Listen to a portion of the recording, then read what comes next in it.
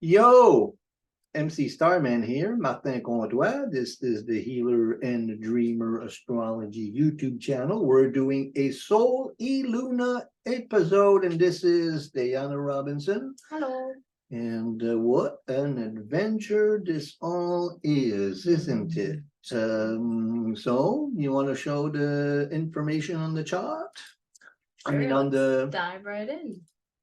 We're calling this one the Aries Full Moon Ready, Set, Go, which will make more sense as we dive into the chart. This Aries Full Moon is going to be on Friday, September 29th at 2:57 a.m. That's in Pacific Standard Time, so adjust for your location. Yeah. We're nearing 900 subscribers. That's exciting.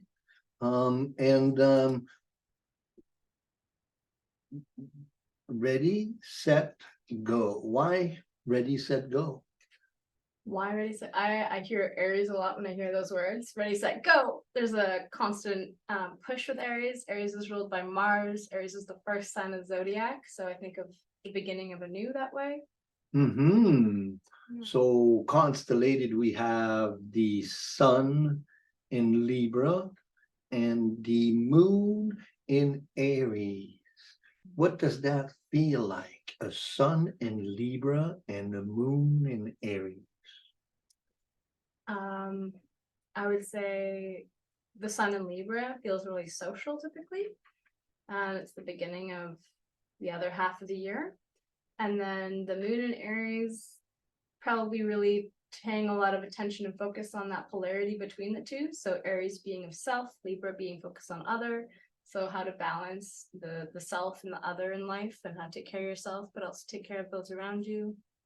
How about you? The Aries Libra polarity is a masculine extroverted polarity. And Aries is about going on the quest. Let's go. It's the first sign of the zodiac, so it's very, very aggressive, Martian. It's time to go. It's the beginning of the path of individuation.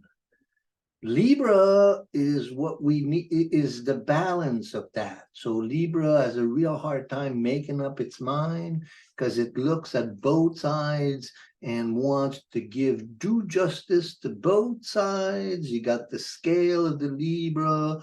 Oh, we have to listen to this side, or we have to listen to that side. Aries, in that meantime, is like, okay, let's go, let's go.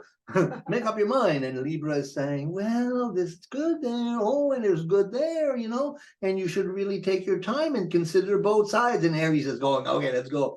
So that's the balance. It's to go and to consider everything and to be in harmony and not to step on everybody's toes. And Aries says go. So then the moon in Aries, the feminine side of the personality, the lunar goddess in an Aries sign. So what do you see when you see an Aries moon? Ooh, Aries moon. Typically a pretty feisty person, somebody who is really driven. I mean, Aries, the ruler is Mars, so I guess I'd also look at where Mars is in the chart.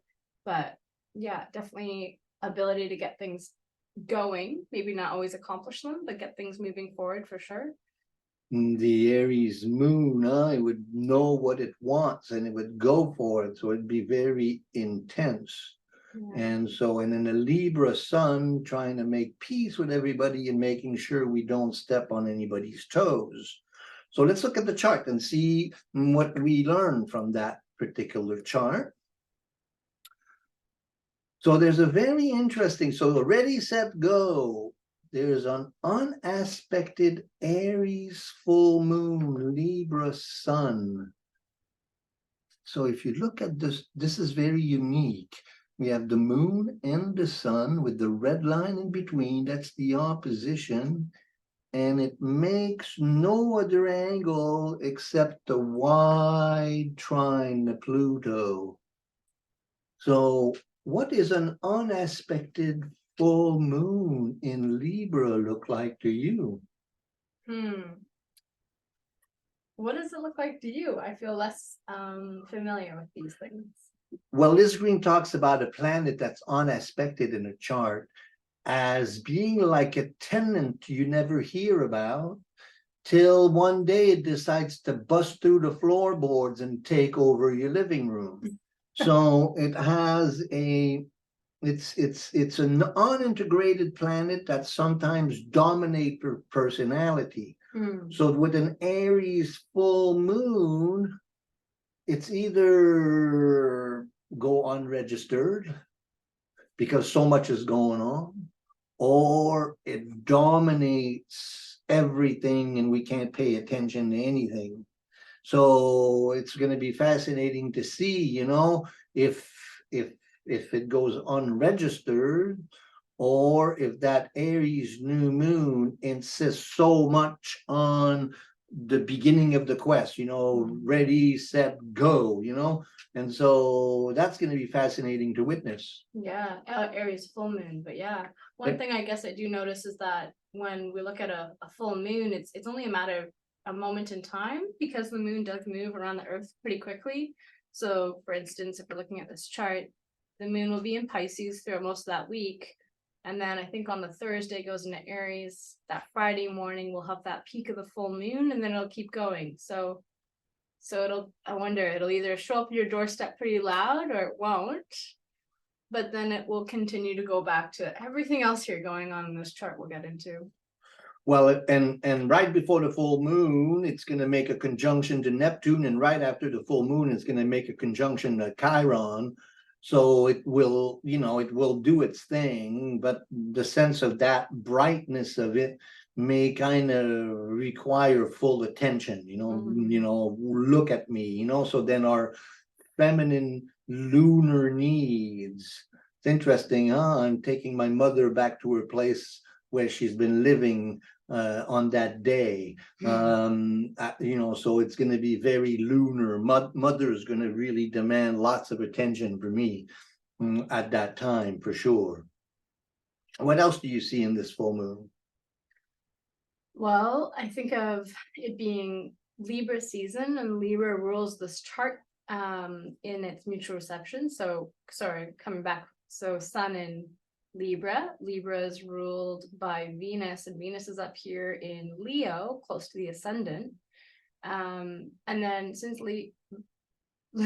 Venus is in Libra, or Leo, sorry, Leo is ruled by the Sun. And so they're in each other's house, so mutual reception.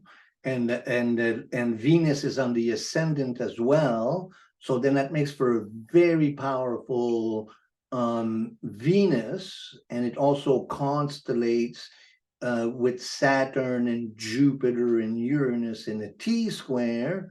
So that strong Venus.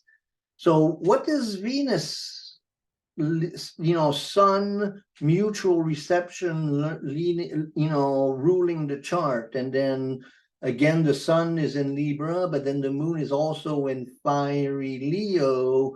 So how does that resonate with you?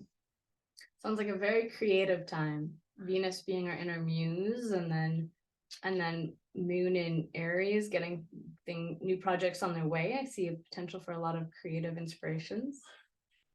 How about you? So the glyph of Venus is a circle which represents the Sun, and the cross of matter. So Venus here, you can see it right there, Venus. So it's the Sun and the cross of matter. So the Sun is given a voice through Venus. The creativity, the inspiration of the Sun incarnates into the world through the voice of Venus. You know, so the fifth house in the sign of Leo is associated with creativity, and Venus is how that creativity is expressed. So then a Venus in Leo in mutual reception with the Sun, yeah, feels really kind of like, okay, so with that Moon in fire Aries and with that Venus in Leo on the ascendant, really strong drive to get ready, set, and go with our creative urge. Does that make sense? Yeah, I'm excited for it. What else is in the full moon? Let's take a look. Okay, so then we have, so shine your creative inspiration. I really like that, because the sun is the spirit, and that word inspiration, it's in spirit. We're drawn by spirit, we're inspired, we're in spirit. So then Venus manifests that spirit into creativity. That's a beautiful, so shine your creative inspiration. Then we have Mars, Chiron, and Pluto T-square. Oh. oops. So that's more complicated, isn't it? Mars, Pluto, Chiron, T-square. So a T-square is 290 degrees and a 180 or one opposition. So Mars, so then we can flesh out all aspects of it. Mars in opposition to Chiron. So Mars, and then we see Chiron right over there. So Mars opposition Chiron, fleshing that out. What does that feel like? Mars. Well, it's funny to me that Chiron's in Aries and Aries is ruled by Mars. So that there's a strong relationship to get going with that. I think of Chiron as the wounded healer and Mars as drive. So maybe a drive to do our healing work or to work on healing and containing the part of ourself that needs attention and healing. Also, Mars being the warrior and Chiron being the call to shamanic work. So then we have the shamanic warrior.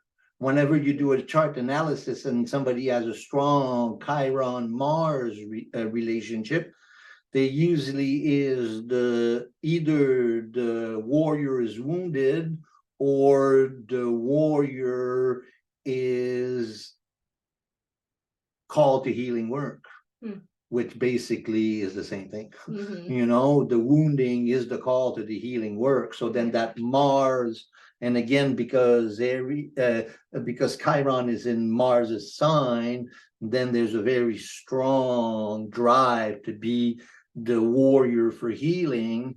And then we have the T-square. So that means Chiron makes a square to Pluto and Mars makes a square to Pluto. What do you know about Mars-Pluto squares? What do I know? Pluto, I've been trying to remember the phrase that you use, but I think of it as like that which is dying to be reborn. That's it. That's the phrase. You remember. There's another one though. But anyways, it'll come up naturally. Well, it's what's dying within you so that you can be reborn to your highest good, basically.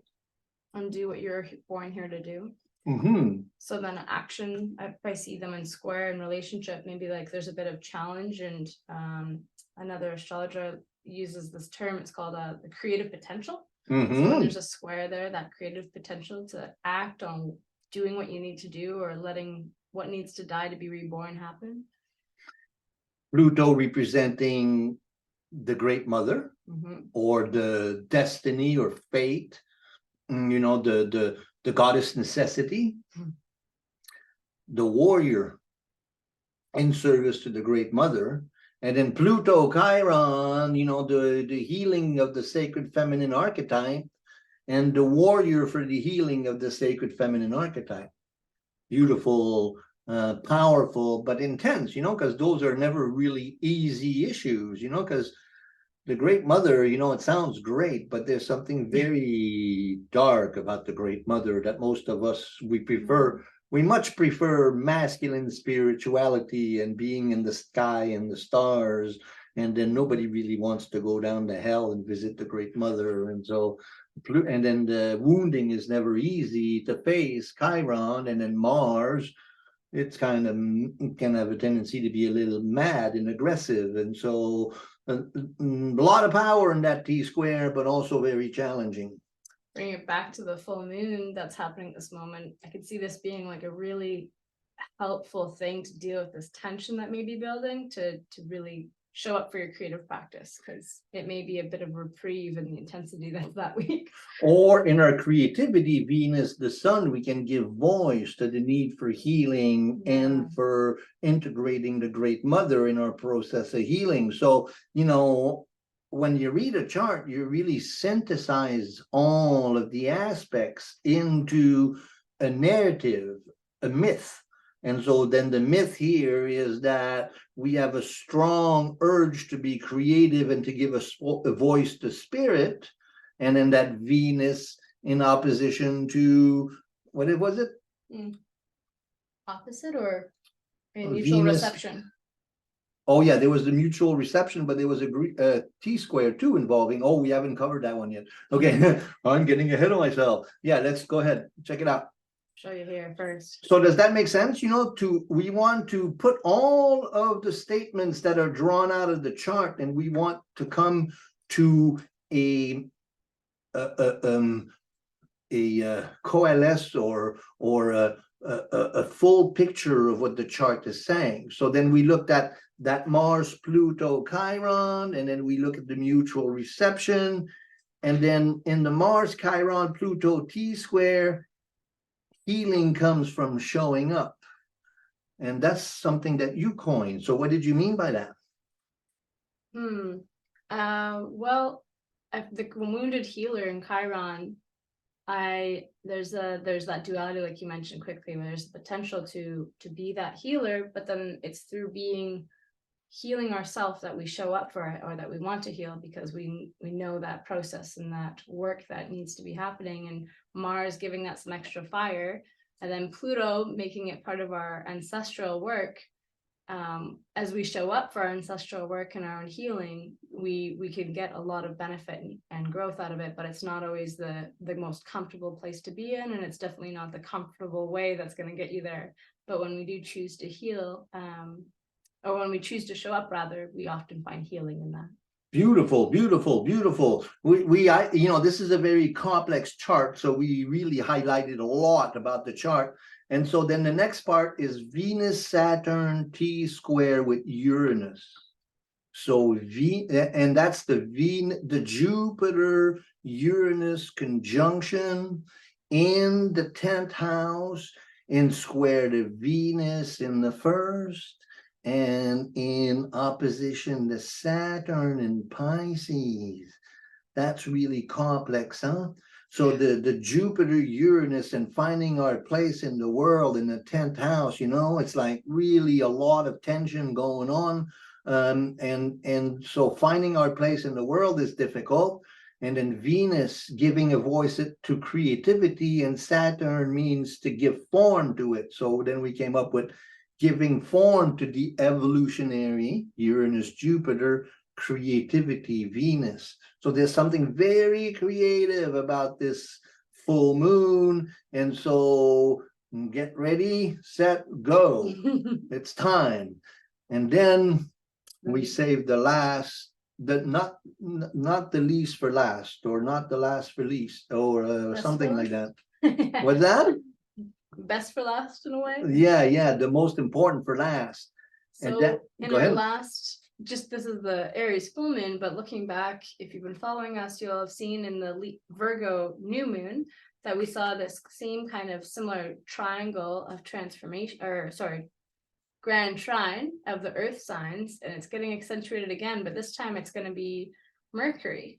It's kind of unbelievable how that Grand Kite has been constellated, one by Mercury, one by Venus, one by Mars, and the last new moon was right on and basically for the last month and a half, that Grand Kite, every chart you make for every day, the Grand Kite is constellated. And so that's really a big indication of what we're going through collectively, because it engages with all the collective planets. So then we have Pluto in Capricorn, Neptune in Pisces, and the Jupiter-Uranus conjunction in Taurus, and then Virgo, Mercury. So Virgo, Mercury, very strong there. So giving a voice to a changing world. So in our creativity, if we give a voice to the power of the Great Mother in the great change and shift of the world that's taking place. So there's something very powerful about this full moon, and we want to encourage you to do the best with that. How do you feel about that little reading there? Good. I think it's a good way of pulling all that busyness and many parts together. It's definitely a need and calling for creativity, and as we show up to make our inspirations tangible and physical, we will be doing the work subsequently and healing ourselves and those around us. Beautiful, beautiful. Yeah. Let's look at the important dates, the alchemical points of this, Opportunities. the alchemical opportunities. September 22nd, the fall equinox. So why is the fall equinox so important? The fall equinox is important because it's the second half of the astrological year. We now the equal day and night between the beginning of Libras. The day and nights are the same, and then from there on out, the days get darker. So now we're entering into the second half of the year where the moon dominates over the sun. The moon will get higher and higher in the sky and brighter. In the summer, she's very low in the sky and not as bright, and you don't see her nearly as much, and you see a lot of bright, big sun. Now it's going to the other. We're in the lunar half of the year, and the moon will get higher and brighter as the year progresses and ends. So we're in a new season, fall. Nature is going dormant, and the nights are becoming longer than the days. Big important shift in the year. We still have sunflowers though, for a little while longer. Good for now, not much longer. And then what else we got? We got the Aries full moon, which we just talked about. And then on the 30th, Mercury trines Uranus. What is relationship with Mercury and Uranus? Oh, I think of Mercury as the personal mind, as a lower mind, and Uranus is like the collective mind. So like Uranus would be like internet, and maybe Mercury would be more about like writing. Beautiful, beautiful. When you see a Mercury Uranus aspect in someone's chart, to me, that's a sign of genius. There's some real ability to compute information and for the personal mind to connect with the universal mind. And so there's a great innovative skill. There's also a great ability to compute information and to communicate them. And so that's a very inspirational moment in the coming. So what date is that? I believe that was is that the 30th? Here, let's double check. Yeah. The 30th. And then we have, after a good month and a half of Mercury in Virgo, it finally moves into Libra and lighten things up a little bit. Then on the 11th, Pluto goes direct at 28 degrees Capricorn. What does that mean? What is Pluto going direct? Well, it goes retrograde a lot because it is so far from us and moves so slowly, but it's finishing up some of its last final times in Capricorn before it's going towards Aquarius for good. I believe it goes into Aquarius on January 1st, 2024. And I think it does dip back into Capricorn once more next year. Yes. Very quickly, though. We did a video on that about a new era, Pluto in Aquarius and the beginning of a new era. So earlier this year, Pluto went into Aquarius and then it turned retrograde, and now it's turning back, and it's going to rapidly, well, slowly move back into Aquarius. And that's going to be a very important shift. So we want to keep an eye on that. And then on October 14th, we have Libra new moon. That's the beginning of the eclipse season. So that's going to be fascinating, and we'll talk to you more about that. And then you have some medicines you want to share with us. Yeah, bringing it back into the body. So it's an Aries full moon. We'll start with the luminary. The moon often rules our body if you're looking at a chart. And Aries in our body is ruling specifically the head and the face. The tissue salts that are a salt that's associated with Aries is Kali phos. It's also called the nerve nutrient. So This is a phosphate that helps support the nervous structure, and especially the nervous system that goes right into the brain. So coming back to how Aries rules the head, there can be this tendency with Aries to go, go, go, and that going all the time can leave someone depleted. And so this nutrient, this cell salt, can really help to support and fortify that go-ness in the cell. If you are deficient in this tissue salt, everybody needs it. It can look like things like headaches, backaches, sciatica, and neurologic pain, because it's this deep inner nervous system, the central nervous system, that needs it so much. So if these are some challenges that you face in life, I recommend maybe trying this out. Some herbs that really help to calm that Aries aspect in ourselves would be hops and garlic and nettle. And then if maybe things are too much in the head, cayenne can help dissipate and use that Aries energy throughout the whole system. So sometimes it's a buildup of energy in one spot versus being able to balance it out. Again, that would be the polar opposite of Aries is Libra, and they need each other to show up. If you feel inclined, that Aries ruling the head again, action invitation. Slow down, Aries. Following that Aries too much here would be doing like a scalp massage or getting a haircut or starting a new project, things that help to really channel that Aries. I like that new section, action invitation. That's good. It's very Aries too. Ooh, very good. And then the other side of the flip of that would be Libra season. Everyone's going to be in Libra season together during this. So over that course of that month, Libra really rules our kidneys, the bladder, the hips, and the lower back. So these can be spots that may need extra attention during Libra season. The cell salt that's associated with Libra is nat phos, or sodium phosphate. So this is another phosphates again supporting that nervous system again, but it's the extremities, so the rest of the nervous system and how it communicates to the brain. So that's the nervous system aspects in the blood and the muscles, and then coming right back into the brain.